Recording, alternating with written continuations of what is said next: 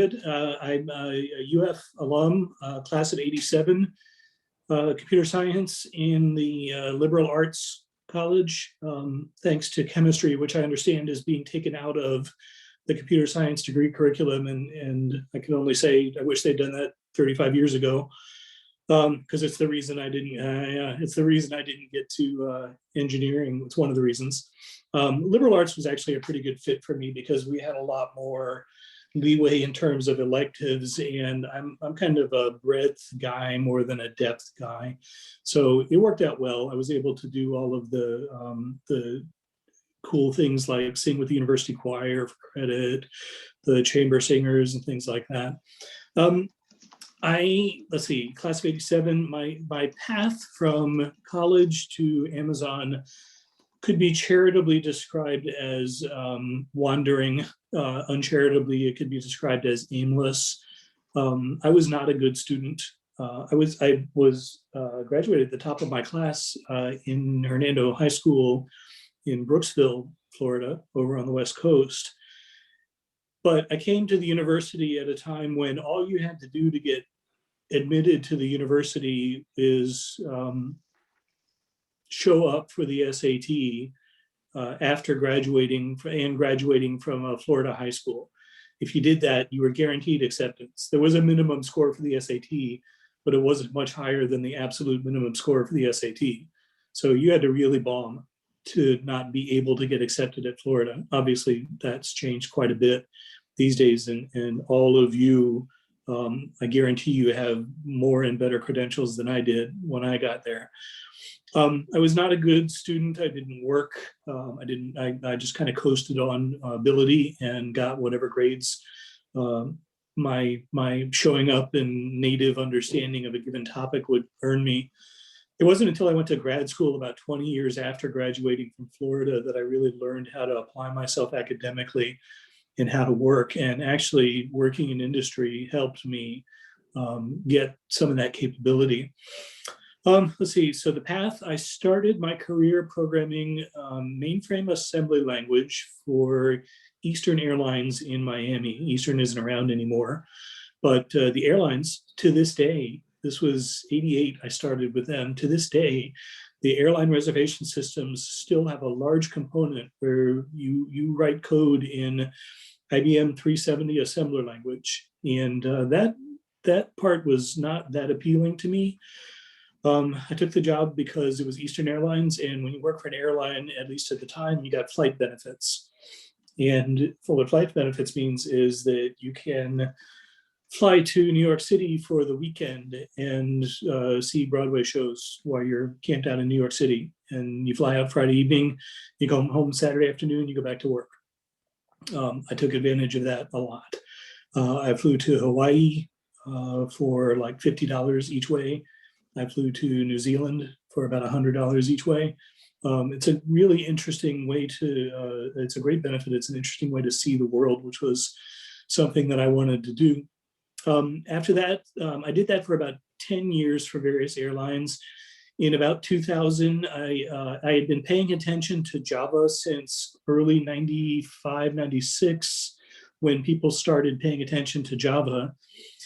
And I had a choice to make after 10 years of assembler language. I have friends who worked at Eastern Airlines with me from the day I joined, and they will retire having done nothing but that kind of work and in that industry. And again, like I wanted to travel the world, I knew that I didn't want that to be what I said at the end of my career. So when Java came along, and I saw the opportunities to work using Java, and there were lots of them in the late '90s, early 2000s. I took a job. I deliberately left a decent job with seniority, taking a job as a junior Java programmer and with a consultancy that folded 8 months later, I think. So I spent a few years scrambling around what was called the dot bomb at the time. So 2000, 2001 was when the first wave of internet company and consolidation happened. And it was, let's say, an interesting time. to be out of work and looking for work. And it's happened a few times in my career. It'll happen a few times, I'm sure, in yours. In about 2005, I got interested in the Ruby programming language and the Rails framework that was being built up around it. And again, I got in early enough that that you could kind of bluff your way into a job doing that with little actual experience, but a demonstrated aptitude. And did that in Java for a few years. In 2010, 2011, I left a really good job that I liked a lot, and took a chance on becoming the first engineer at a startup that didn't end up going anywhere, but I learned a lot from. And I parlayed that into my first time at Amazon, which I'll talk about later. That lasted 6 months. Somebody asked the question about the average tenure for Amazon. I've both brought it down and brought it up in 2 different stints. So that's, and I don't think I'm alone in that. There's a number of Boomerang developers and employees that we talk about. 2012, what happened after that? I kind of bounced around a little bit. And then in 2015, I rejoined Amazon, and that's where I've been since. I work as a senior engineer. I've worked in 4 different organizations. Right now I'm doing, it's nominally a security function. It's more than nominally, but it's not security like you're thinking probably of with black hats and white hats and pen testing and all that stuff. We do have people who do that kind of work. What I do is more foundational, and it's about giving tools to other teams at Amazon. So we're a family of teams at Amazon, and every other team in Amazon comes to us to define the stuff they care about and who they care about letting use their stuff. So it's more about authentication and authorization. And that's where I've been since 2015. Awesome. Yeah, that's amazing. Hopefully we can all have a career as long as that. That's amazing. You'll have a career as long as that if you want to. What I hope for you is that it's, whether you decide to go breadth like I deliberately did and pick up multiple languages along the way, or you decide to go depth, which a lot of you in grad school, especially if you go on to a doctorate, depth is going to be a requirement.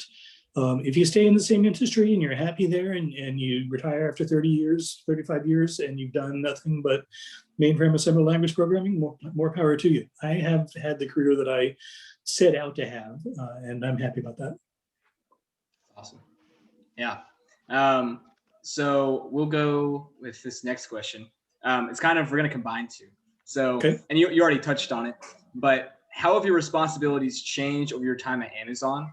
And what does your work look like now? And if you could choose your favorite part of working at Amazon so far, or even in some of the companies in between and beforehand, what would you choose? Sure. Well, I will say that I joined Amazon in 2015 at the same level that I am now. I've not been promoted.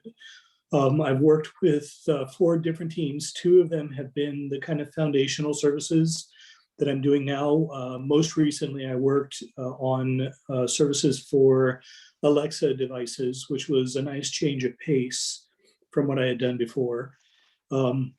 Unfortunately, it ended up not being a good fit for me as far as my relationship with not my direct manager, but senior management. So I ended up needing to arrange for a transfer, and because I was concerned that they were my senior management was looking for ways to get rid of me, and I wanted to stay at Amazon. So I looked for an opportunity to transfer. It turns out that the team I'm on now is a really good fit for me, and they're very happy to have me around. So it works both ways. And that's an important part of what I want to talk about, or I hope that you get from tonight, besides being intentional about your careers, is be able to look out for yourself. It's important, and you can't trust everybody around you. Sometimes you can't trust anybody around you to look out for you. So you need to be ready to jump. You need to know what's going on around you. You need to be able to read the room. And if it's not going well, don't wait for someone to take it out on you. Do what you can to take care of yourself. And ideally land in a place where people are willing to take care of you, which is where I am now. remind me, I think I skipped to the second part of the question. Oh, my duties. So I've always had, as a senior engineer, I've always had kind of responsibility. First off, everybody at Amazon writes code. There's no architect and code divide. So there's a few levels above me, principal engineer, senior principal, and distinguished engineer. If you're an individual contributor on the engineer track, you're writing code at some point during the day, or at some point, at least during the week. So to give you an example, today I started off, I work with a team in Seattle and I live in Florida. So the first few hours of my day, I generally have to myself, so I can read stuff that I want to read. I can write code if that's what I need to do, and I can just focus on things before getting dragged into a bunch of meetings. So today I wrote some code in the morning. I shepherded a deployment of a thing that I've been writing code on and has been code reviewed and needs to go out into production. I've been shepherding that into production throughout the day. It goes through various stages and I have to watch it at each stage. I reviewed a document that one of our program managers is putting together for an effort that we're responsible for in the next 12 to 18 months, and provided some input at a business level as a technical voice influencing the business direction for this. And I also spent an hour interviewing a candidate for software development manager who may end up becoming my manager.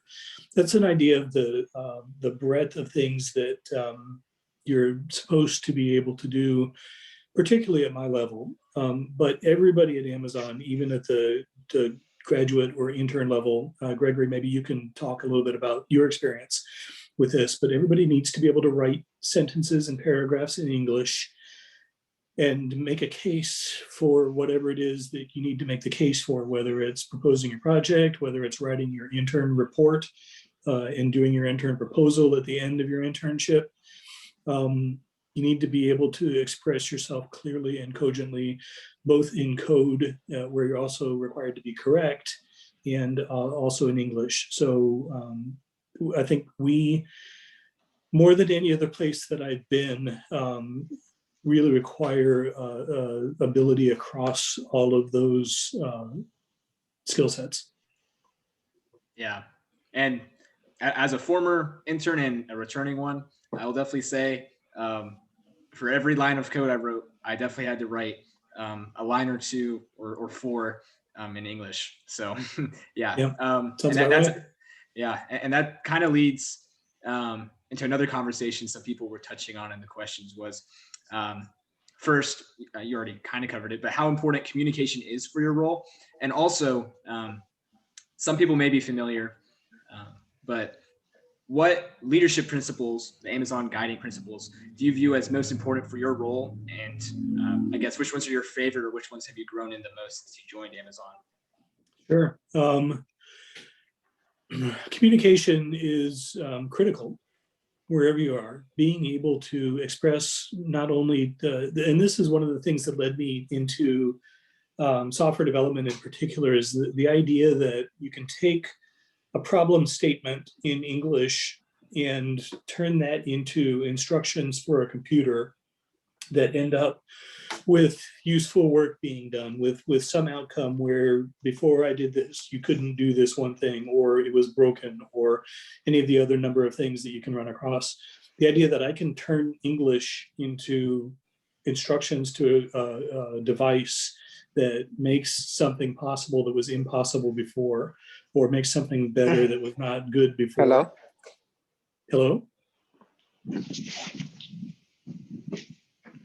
Is that Pablo? Yeah. Oh, sorry. I thought I was muted. My bad. No worries. That's all right. That's magical to me. And honestly, when I was in high school, I was a huge Lord of the Rings fan, and Dungeons and Dragons was a regular part of my after school activities. And it was almost literally like casting spells. It was a really neat melding of my kind of otherworldly interests and hard, cold reality. To be able to do that, and for someone to pay me for it, is even better. So as far as the leadership principles, by the way, if you haven't already taken a look, they're publicly available. How can you not be romantic about programming? I'm going to have to read that. That's a great way of thinking about it. Yeah, I touched on some stuff you talked about. Yeah, the leadership principles. There's a publicly available. You just Google that phrase, Amazon leadership principles. I find it really interesting that people have spent a lot of time thinking about these things. Thank you for that link. Codifying them, thinking about them some more, refining them. We actually had one of them go away and be replaced by something else in between my two stints here. The one that went away was called vocally self-critical.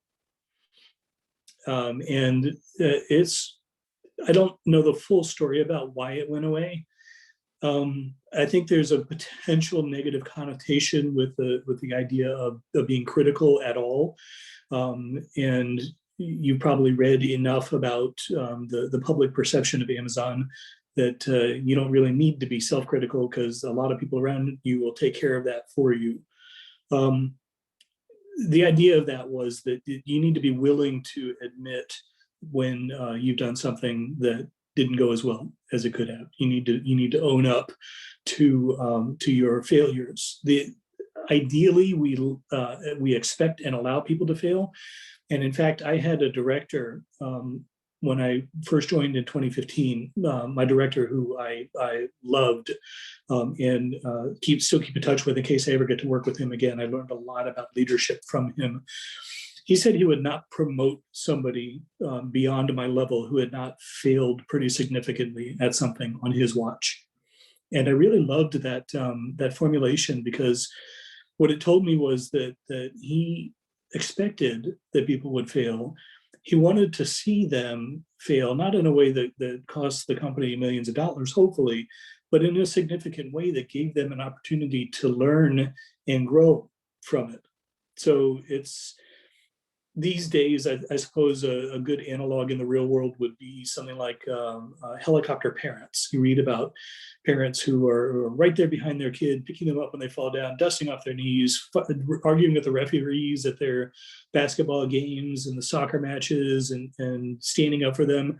And these kids never learn how to stand up for themselves. They don't learn how to fight for themselves. They don't learn how to fall down and pick themselves up. So I really liked that attitude of his. As far as leadership principles, they're all important. They can't all be equally important. And frequently we find that their intention, and the easiest example that I can use is there's one called bias for action, and there's one called insist on the highest standards. And bias for action is about what it sounds like. You got a problem, you need to stop the bleeding, do something. Do something that hopefully you can undo if it goes badly, but don't wait around, don't sit around, don't discuss it endlessly, don't argue about what the right thing to do is. Pick a thing that is likely to be good, at least, or at least likely to be better than what you have going on now. Bias for action, do it. Insist on the highest standards is frequently in tension with that, because sometimes bias for action, it also means cutting corners. It means doing things fast rather than good, and insist on the highest standards. Sometimes I've had plenty of conversations, and this is where I end up falling over, but this is where I come down on a lot of issues is, yes, this is a problem, but let's let it be the same problem for a while until we can do this much better thing, which is going to take days, weeks, months, whatever it is. But let's flip the coin on the side of, or let's make the choice on the side of insist on the highest standards and get all of the benefits that go with that, and consider the time that we have to wait on investment towards that end. Now, the conversation that I also will have a lot of times is do both. Do the bias for action thing now because it will stop the bleeding, but don't settle for that, because there is an insist on the highest standards answer available. And if we stop the bleeding now with the commitment towards working to the thing where we're not going to bleed as much or as frequently, then everybody wins, and you get both a short-term and a long-term win. Unfortunately, there are a lot of teams that have biased for action their way into some pretty significant corners that they have to get themselves out of now. I'm on one of them. We have a lot of work that we need to do. It's a good team, and it's a team of people who take care of each other. But they've done a lot of bias for action that we need to undo now. There are others. Read about them. Even if you don't ever end up working for Amazon, I think they provide a really good framework for a way to think about how can I make a difference wherever I end up working, whether it's the smallest startup, whether it's Silicon Valley, whether it's New York City, whether it's just working for a tech company here in Gainesville, which, by the way, I'd love to start one and make use of the really good talent that we have landing here for 3 to 4 years, maybe 5 if you're doing a master's degree, and then jetting off to one of those places. I say we make Gainesville a Silicon Swamp. Yeah, that's awesome. That would be great. I would have loved that in '88 when I had to leave. Yeah, that's funny. Because that's how I think I was having a conversation with a freshman about UF versus UT Austin right now. And I think, having a Silicon Swamp versus, now the startup capital of Texas, I guess, that has a nice ring to it. Well, you see the innovation hub, all of these places like our innovation hub are just everybody trying to cash in on the Stanford model, right? So Stanford created Google and all of these things that people want to be able to monetize the research of these really sharp grad students and professors who are doing important things and turning it into companies that continue doing those important things and make money doing it. Yeah. All right. So let me see. We're gonna transition the conversation slightly. Actually, we'll do this first, and then we'll kind of return to building products. But you talk about how you live in Gainesville and you work in Seattle, and I think a lot of us are facing online internships and potentially a remote work future as we move towards graduation. I wanted to ask you about your experience so far in remote work and what tips you have for us, having done that for so long. Yeah, I find that I'm pretty well suited for it. I have enjoyed the times when I joined Amazon in 2015. I did it, like I said, with basically the requirement that I not be required to relocate there. And I was lucky, I think, to find a team that was willing to work with me on that basis. But in exchange, I told them I will fly to Seattle. And I spent my first 3 weeks running on the ground in Seattle, sitting with the team, getting to know the team, talking to people like that director that I loved, and getting all of the benefits of that, but not being home with my son, who was in whatever grade he was in at the time, 6 years ago. And not being home with my wife, that was an investment. That was something that I was willing to do. And the original deal was 2 weeks on the ground there, 2 weeks at home. So I would alternate and spend a lot of time away from home. But 2 years in, I moved to Dublin. They sent me to Dublin for a year, and I lived there and worked in the office daily. Once I came back from Dublin, everybody knew me, they trusted me, so I ended up traveling a lot less.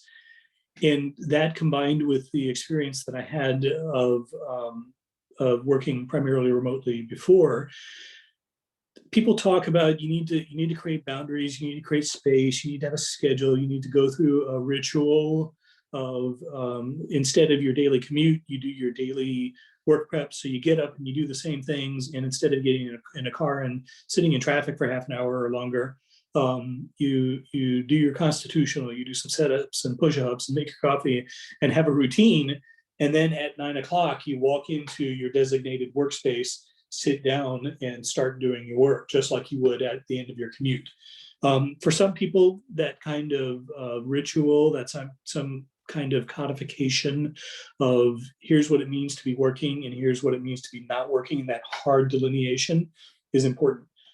Me, I like being able to roll out of bed and be at my desk a minute later. I don't mind that.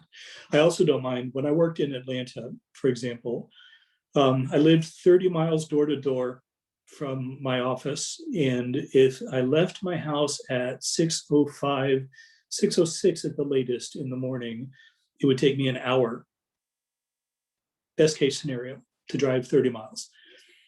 If I left at 6:20 because I was sleeping in, or for whatever reason, it could take me easily an hour and a half to make that 30-mile drive. And that assumed decent traffic. So if there was a pileup or a bridge that got bogged up, it didn't matter when I left.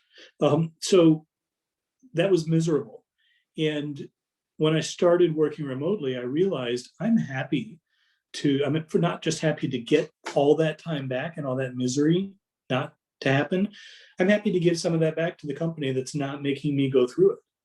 So even when I was flying to Seattle, it was an all-day trip to get to Seattle, and I never counted that in my work time or my commute time. It was part of the way things were, and it was in exchange for not having that daily commute, which, by the way, I've also done in Seattle, and that's just as miserable. By the way, when I sit in traffic here at the wrong time of day or in the wrong area of town at the wrong time of day, it's just as miserable. It doesn't matter how big the city is. Traffic is traffic, and it's terrible. Yeah, I was caught in it today as well, sadly. Awesome. It's more irritating here because it doesn't have to be this way. Some ways it's more irritating. For sure. Yeah. Awesome. So kind of transitioning back to actually coding and the skills we're learning in college. I wanted to ask you, throughout your career, and especially at Amazon, what are the biggest lessons you've learned in building products, and how have you gained confidence in doing that? For a lot of us here, we're still doing school projects and stuff, and a lot of us haven't had an internship yet. Yeah. So if you have any advice in that regard, in terms of building confidence in making products, that'd be awesome.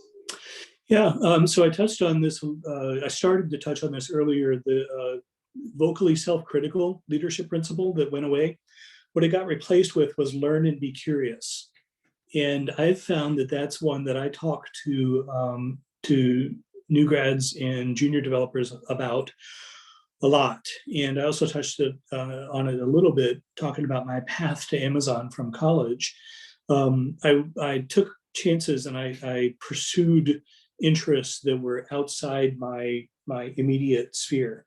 So rather than focus entirely on machine language type things, when Java came about, which was a vastly different model, I deliberately pursued it and I deliberately learned about it. I did not have any idea at the time that Java would turn into what it ended up turning into. But I'm really happy that I latched onto it, and I latched onto it early enough and in a way that I was able to parlay it into getting paid to do work around it. Same thing with Ruby on Rails. So being willing to expand your sphere of knowledge, being interested in staying up with what's current, not in the sense there are a lot of fads. And it's easy to get kind of sucked into fads. I consider all the cryptocurrency stuff going on, Bitcoin, Ethereum, all those things. I think they're fads, and I think there are things that people will learn from them and turn into whatever they evolve into. But Java started gained popularity as a way of writing applets on web pages. You don't see applets anymore. That ended up being kind of a fad, and we're better off for that being the outcome. But there's so much that Java does do, and if you're willing to learn and be curious about these new things, the other thing I would say is that be willing to learn and be curious and get really good at whatever it is you do need to do your day job. JavaScript is an example of something that roundly and sometimes rightly gets ridiculed, but it's such an important part of our ecosystem now. If you're doing anything that has anything to do with web pages, any kind of web app, especially single page apps these days, it behooves you to get really good at JavaScript, whether you like it or not. I'm not particularly fond of how verbose Java is, particularly after having worked with Ruby and Clojure and other languages, Python, where you don't have to be so chatty about, here's what I want to do. No, I don't want to fight the compiler today.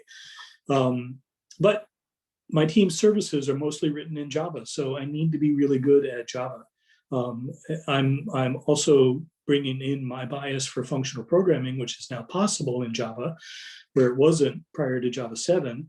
But even that took learning and being curious about, oh, Java 8's out now. Oh, you can do functional programming. You can use streams. How does that work in Java compared to how it worked in Ruby? What do I already know that I can transfer? What don't I know that I have to get good at just because it's Java? So that's a great leadership principle to focus on for the things that are around this question. Awesome. Yeah. And this is just a follow-up question. It's not listed, but I wanted to ask you, do you have any suggestions in terms of external, like online resources or anything you use to keep up to date on new technologies and stuff? Or do you mostly use like internal Amazon news and things like that? There's a fair amount of traffic of, I learn something every day at Amazon, but I learned something every day at ThoughtWorks, which was the consulting company that I worked at before joining Amazon. When I was in the mood earlier in my career, I could learn something if I wanted to. You're surrounded with the internet and with YouTube and with Udemy and Khan Academy and 3 Blue, 1 Brown, and there's no excuse for you not to be able to learn something. As far as resources that I use YouTube a lot. Stack Overflow is kind of cliched, but I look stuff up and I have implemented things that I found on Stack Overflow. 3 Blue, 1 Brown is a great YouTube channel for those of you who haven't seen it yet. This guy can explain math concepts and computer concepts in a way that I've not encountered before. I'm still learning stuff from him. Hacker News, I keep track of a lot of favorites, and I get leads on things from them that I end up chasing down. That's another big one. I don't think there's a lot of other. There's a thing called The Morning Paper by Adrian Collier, Colyer. That is a really good. It's literally a daily thing. I haven't seen it recently. I need to see what he's up to. But he'll take a paper or a topic. If you can double major in CS and math, do that. I ended up being like 12 credits away from a double major, and it's only because it was things like abstract algebra and math that was harder than Calc 3 that I was already kind of hitting my ceiling with at the time. I regret that I did not double major in math when I had the choice, the opportunity. Adrian Collier, The Morning Paper, he takes the paper and basically kind of annotates it or distills it a little bit. Frequently, I end up reading the paper anyway, but he's kind of a really highbrow Cliff's Notes for some really interesting topics. I have a bookmark list that I kind of cycle through that I can share with you all some of the more interesting things that I've landed on from there. Nothing else specifically comes to mind, but really with the internet and with YouTube and these specific things, those are great entry points. And then wherever you go from there is up to you. Awesome. Yeah, and we can coordinate after the meeting. I can share it with anybody who's interested. Thank you for that. So I have one more question before we open it up to everyone. And if you guys don't ask questions, I have a ton to ask. So yeah. But this is pretty broad, I guess. But what are your biggest tips, like your top advice for us college students as we progress academically and seek internships in a full-time role? Basically, if you could do college over again, what would your biggest tips be? Nice. I actually kind of got that chance because I did my master's degree 20 years after my undergrad, which gave me perspective. I was married and had kids by that point. I had something approaching the work ethic that I have now. And even at that, I went into my master's degree thinking, I've been programming Java for a while. I'll take graduate level classes where I have to program Java. I'll take software engineering courses. I've been doing software engineering for 20 years. So I'm going to take graduate level courses, but I'm going to focus on areas that I feel safe in. That was my attitude going into grad school. What happened instead was I found myself gravitating towards the actual science in computer science. I found the software engineering courses boring, and I took theory of computation and loved it. And I took graph theory and applied graph theory and loved them. Nobody loves algorithms, but I came to terms with algorithms. So what I would do differently is get this kind of is related to what I was talking about earlier about getting good at your tools. Focus on understanding what it is that you're supposed to be learning. Don't study for the test. Study for knowledge. Study for being able to recreate things from maybe not first principles, but from early principles. So that what you're doing is you're understanding the topic, not learning the tricks that you then spit out for the test and you lose. So if you have an elective available, take a class in education. Find out how people learn how to learn, which is what college really should be about. I'll tell you, I came to this group, and Gregory knows this because he presented to the Industrial Advisory Board, which I'm a member of, and I joined with the express purpose of not getting to hobnob with Dean Abernathy and Dr. Gilbert, which is cool and all, and I'm happy to have that opportunity. I'm not there for them. I'm here for you, you all, and precisely because I have this experience that I didn't have back in '88 when I started working, '87 when I graduated. And I didn't have access to people like me who had been there 30 years before and had perspective that they could share with me. So learning how to learn is critical. And also why I brought up the Industrial Advisory Board, perennial topic on that board. We meet twice a year officially, and then there are breakout sessions that happen throughout the year. One of the things that the industry people insist on bringing up at every meeting is, hey, professors who are teaching graph theory and theory of computation, can you work in a little bit of source code control in there too? Can you teach them how to use Git? Can you teach them how to use Jenkins? Because we really need that. And what I try to get in every meeting where that happens, which is every meeting, is you're going to learn Git on the job. You're going to learn Jenkins on the job. And the thing is, you're going to learn the specific flavor of all these practices, which are good practices, and you need to know how to do them, and you need to understand why they're important.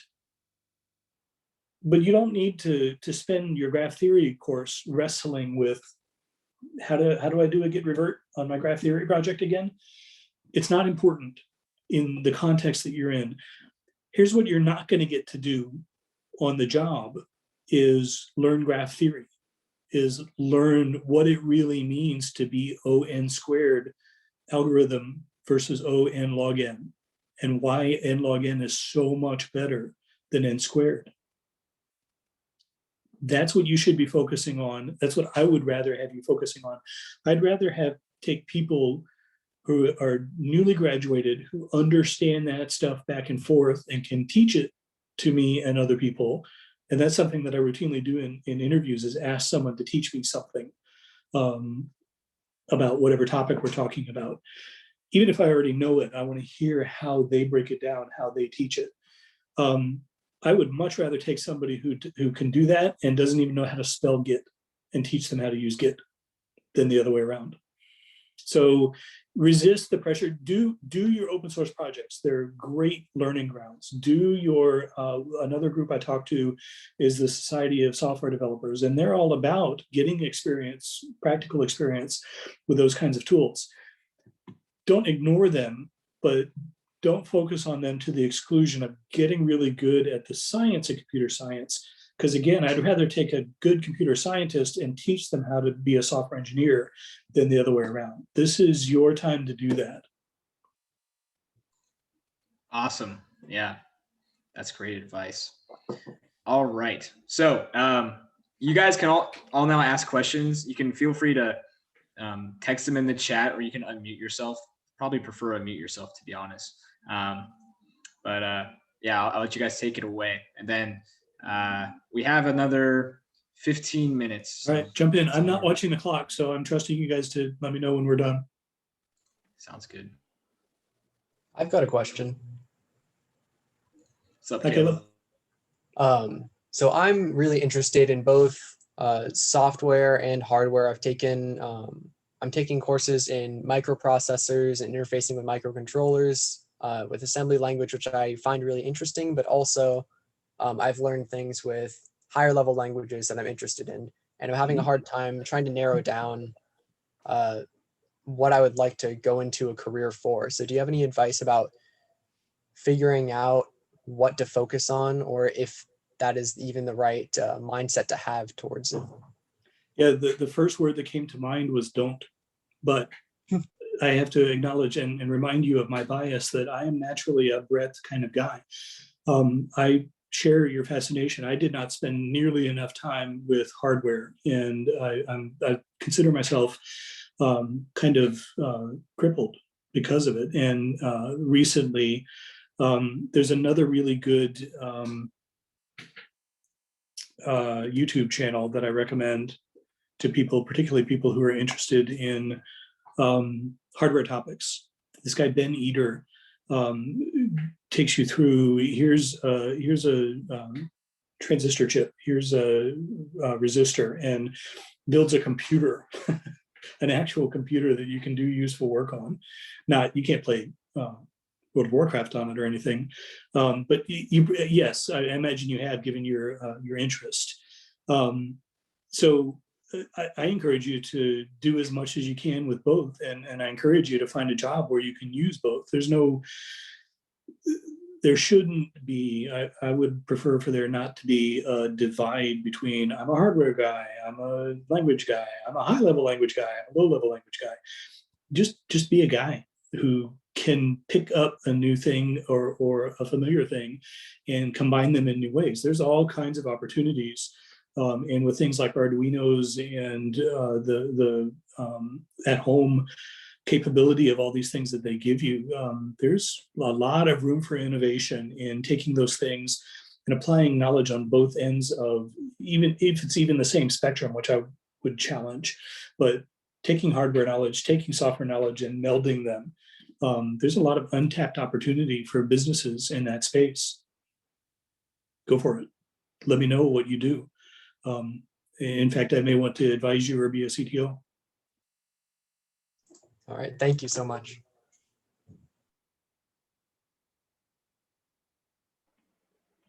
Yeah, sure. I'll go for it. Kind of a little bit. It's a little bit more of like I wouldn't say like high level, but like next step to like Caleb's question.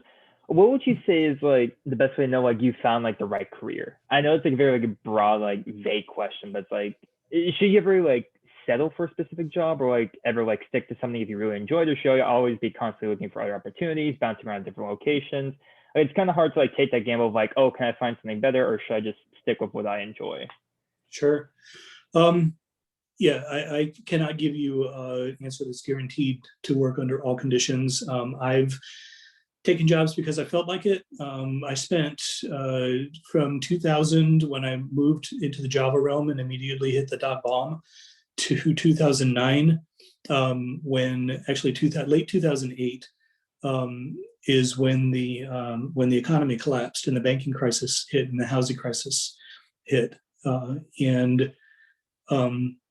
Between 2000 and 2008, I got laid off every year and a half on average when I lived in Denver. I figured that out, and it doesn't make me charitably inclined towards ever moving back to Denver. It's not Denver's fault, but I just had that association. So I would say be willing to move. I touched on this earlier. Take care of yourself. Know when you're unhappy. Know when you're just kind of okay, and then decide what do I want? Do I want the paycheck and maybe the hassles that come with? Because if you're living in Silicon Valley, the paycheck's really nice, but so are the hassles are commensurately large that go with it. Know what your priorities are, and let them be your priorities. There are people who thrive on the Silicon Valley culture and the startup culture of 20 hours of work, 4 hours of sleep, and do it all over again. There are people who really would thrive better on 9 o'clock to 5 o'clock, the stereotypical, and everything in between. So it really comes down to knowing what you want, knowing when it's a good time just to have a job. Like I think right now is probably a good time just to have a job, and knowing when it's worth taking a chance. I've done both. I've taken jobs that I ended up hating. I've taken jobs because I lost the other one a year and a half into it in that stretch in Denver. Since 2008, when I joined ThoughtWorks, every job move that I've made has been of my own volition. And it's involved taking chances. I became a Rails contractor for a while without any specific contracts lined up. I left the job at the consultancy that I really liked to take on the job at the startup. And I wasn't planning on making money there, which was good because I didn't, but I learned a lot, and it ended up being worth the risk. If you're going to take a risk, one of the things that I thought, when was it in my career? There was a point in my career. Oh, it was in 1994 after working in the airline industry and doing assembler programming for then 6 years. I left my job and went back to school at the University of Florida to be a music major. And it was risky. And I lost, I didn't lose money net because I ended up making more money when I went back. But I had the opportunity cost of not making my salary for that time. And I didn't make any money. I thought I was going to be able to work as a programmer part-time on campus, and that didn't work out. The only thing at risk there was me. And I had some savings, and I knew that I could pick up my career. I expected that I would pick up my career. I didn't have a wife and children that I needed to feed. I didn't have any attachments. I didn't have a mortgage. So the risk was worth it. There are going to be times when that kind of risk is not affecting only you, but affecting other people, and you have to make that judgment call. So, and just in closing, I'll say you used a word that is a trigger for me, which is settle. So I have two primary mottos for my life, and I bring them into my career, and I bore the crap out of my colleagues talking about them. One of them is make a difference. So, and this speaks to the question earlier about how can I set myself up for success? If you don't want to be the sole source of support for anything, both for your sake and for your team's sake, but you need to be somebody who makes a difference. You need to be somebody that the team looks at and goes, man, I really hope David isn't looking at other offers someplace else, because we're going to miss him if he leaves. So make a difference is one of the mottos. The other one is don't settle. Don't settle for the bias for action. Don't settle for a crappy job. Don't settle for being abused unless you absolutely need that job to eat or for your kids to eat. And then anything beyond that, go for it. Oh, fantastic. Thank you so much. I'll make sure not to use the S word anymore. I promise. It'll help. I joke about it, but it'll help you to get out of a habit of thinking negatively, things that can influence you negatively. If you think settle, immediately remind yourself, no, don't.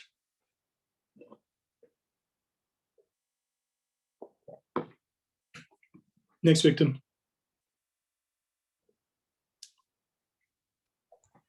Greg, it might be back to you. Yeah, I mean, I'm happy to be evicted, to be honest. So this is a random question. I'm interested in. So do you happen to code outside your work at all? I've asked this to a few different people at Amazon. I've got very mixed responses. I go through phases. If I'm picking up a new thing, so there was a phase where I wanted to learn Haskell because I wanted to really understand its approach to functional programming. Most recently, the phase that I went through was, I've gone through this specific phase multiple times since it became an option, is iOS programming, iPhone and iPad, and particularly game programming. Just because I've always loved games and it's an easy target. It's a thing that I know that I can generate and maintain an interest in. The iOS ecosystem, I think this is true for Android to an extent, but the iOS ecosystem is so available right now, and you don't even need to have a device. Most of you probably do have at least one. I have several because I've been an Apple fanboy back way before it was cool and way before anybody knew they were going to turn into what they turned into. I didn't own stock, but I loved their devices. You don't. All you need is a Mac, unfortunately, which can be expensive. But then anything that you write, you can run on a simulator. So there's a very, other than getting the Mac to begin with, and even those are relatively inexpensive at the low end. The bar for entry is low, and the bar for what you can achieve is the sky's the limit. You can do anything. And there are lots of good resources. There are lots of good resources that Apple themselves provide for you. So I'm encouraging, my son is going on 16 now and thinking about a career in software engineering. And I'm encouraging him now to start with his phone and his iPad and go from there. Yeah, that's awesome. Yeah. That's really cool. ACE is starting project teams actually now. And we'll see. I think one of them could potentially be an app, but yeah. Cool. Anybody have any other questions? One good thing about apps, let me just throw this in, is that you don't have to limit yourself to just the device, because you can write useful apps that make calls to a server. So a good project, I think, would be, in fact, I actually got paid money to do this. I stumbled into this opportunity while I was consulting. I was working on a Rails project nominally, but the director of engineering came in one day and said, hey, does anybody have any experience with iOS? Because we've acquired this application. We hired an external company to build it for us, and now we're bringing it in-house, and we need some eyes on it. And I was able to raise my hand and get a break from the Rails room. And that's exactly what it did, was it provided the nice interface, but the back end was all server calls into the existing application that I already knew from the Rails end. Yeah, that sounds interesting. Yeah, that breaks like that would be great. For me, like during my internship, the biggest breaks were I got to do 2 hackathons, which were awesome. Yeah. And just work on random stuff. But yeah. All right. Any other questions? All right. Well, we are at 7:29, so I think we can call it.